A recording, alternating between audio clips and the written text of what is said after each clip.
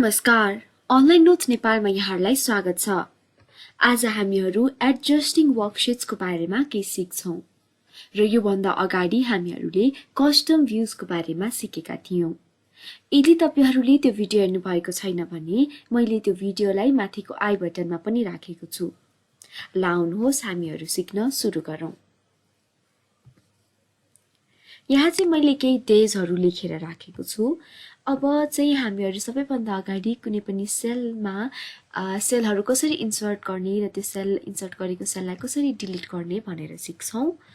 जस्तै म चाहिँ यो वेन्सडेलाई यसलाई चाहिँ म योभन्दा अगाडि एउटा सेल इन्सर्ट गर्छु र त्यसको लागि मैले यो सेललाई सेलेक्ट गर्छु। त्यसपछि हाम्रो होम ट्याबमा रहेको हाम्रो सेल्सको ग्रुपभित्र रहेको इन्सर्टको अप्सन्समा हामी क्लिक गर्छौं। त्यसपछि इन्सर्ट सेल्स गर्छौं र म चाहिँ शिफ्ट सेल्स राइट गर्दैछु र त्यसलाई मैले सेलेक्ट गरेँ र अब हामी ओके गर्छौं। त्यसपछि हाम्रो यो वेन्सडे चाहिँ यता शिफ्ट भएको छ र हाम्रो कलम डी मा आएको छ।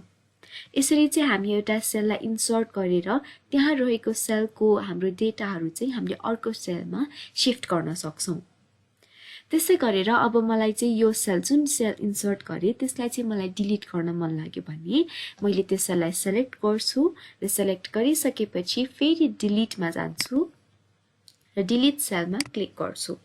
त्यसपछि हामीलाई एउटा डायलग बक्स आउनेछ र म फर्स्टको अप्सन शिफ्ट सेल्स लेफ्ट गर्छु र ओके क्लिक गर्छु र हाम्रो यो अहिले भएको चाहिँ हाम्रो डिलिट भएर हाम्रो राइटमा रहेको हाम्रो डेटा चाहिँ अहिले लेफ्टमा शिफ्ट भएको छ। यसरी हामीहरूले चाहिँ सेलहरू इन्सर्ट गर्न सक्छौं र डिलिट गर्न सक्छौं। त्यसै गरेर अब हामीहरू कलम र रोलाई कसरी इन्सर्ट गर्ने भनेर सिक्छौं। जस्तै मैले यहाँ मेरो कलमलाई सेलेक्ट गरेँ, म चाहिँ अब यो भन्दा अगाडि एउटा कलमलाई चाहिँ एड गर्छु। त्यसको लागि अब मैले यहाँ राइट क्लिक गर्छु र यहाँ इन्सर्टमा क्लिक गर्छु र त्यसपछि हाम्रो यो एउटा छुट्टै एउटा कलम चाहिँ यहाँ एड भएको छ। अब यसलाई डिलिट गर्नको लागि अघिको जस्तै त्यसलाई सेलेक्ट गर्छौं, त्यसपछि राइट क्लिक गर्छौं र डिलिट गर्छौं। त्यसै गरेर हामीहरूले रो इन्सर्ट गर्नको लागि जस्तै म चाहिँ यो थर्सडे भन्दा माथिपट्टि एउटा रो एड गर्छु भने म पहिला यसलाई सेलेक्ट गर्छु, राइट क्लिक गर्छु, त्यसपछि इन्सर्टमा क्लिक गर्छु र हामीहरूले देख्न सक्छौं कि यो थर्सडे भन्दा माथि चाहिँ एउटा नयाँ हाम्रो रो एड भएको छ। र यो रोलाई डिलिट गर्नको लागि हामी त्यो रोलाई सेलेक्ट गर्छौं, राइट क्लिक गर्छौं र डिलिट गर्छौं। यसरी चाहिँ हामीहरूले रोहरूलाई एड गर्न सक्छौं र डिलिट पनि गर्न सक्छौं, साथै कलमलाई पनि एड गर्न सक्छौं र डिलिट गर्न सक्छौं। त्यसपछि हामीहरूले चाहिँ अब हाम्रो सेलहरूलाई कसरी एडजस्ट गर्ने भनेर देख्न सिक्छौं। जस्तै तपाईहरुले यहाँ देख्न सक्नुहुन्छ कि यो वेडनेसडे चाहिँ एउटा सेलबाट क्रस भएर अर्को सेलमा पनि यसले लेखिएको छ। तर अब यसलाई चाहिँ एउटै सेलमा राख्नको लागि हामीहरू चाहिँ यहाँ माथि सी र डी को बीचमा रहेको एउटा लाइन आउँछ, त्यहाँ राख्ने बित्तिकै हाम्रो कर्सर चेन्ज हुन्छ। तपाईहरुले यहाँ देख्न सक्नुहुन्छ र त्यस्तो हुने बित्तिकै हामीहरू चाहिँ यसलाई डबल क्लिक गरेर यसलाई यतापट्टि स्क्रोल गर्छौं र हामीले चाहिँ यसको विड्थ बढाउँछौं। तपाईहरुले यहाँ देख्न पनि सक्नुहुन्छ। यसरी चाहिँ हामीहरूले हाम्रो सेलहरूलाई एडजस्ट गर्न सक्छौं। हामीहरूले यो चाहिँ सर्टकट मेथडबाट गर्यौं, हामीहरूले यसलाई लङ कट मेथडबाट पनि गर्न सक्छौं।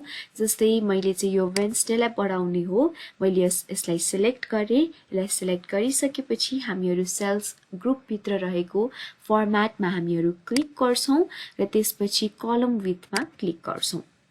अहिले हामीलाई एउटा डायलग बक्स आएको छ जसमा लेखिएको छ कलम विड्थ चाहिँ 10.91 रहेको छ र यसलाई अझै बढाउन या घटाउनको लागि जस्तै म चाहिँ यसलाई 20 राख्छु भने मैले यसलाई 20 लेखेँ र अब यसलाई ओके गर्छु र हामीहरूले देख्न सक्छौं कि हाम्रो यो कलम चाहिँ इन्क्रिज भएको छ।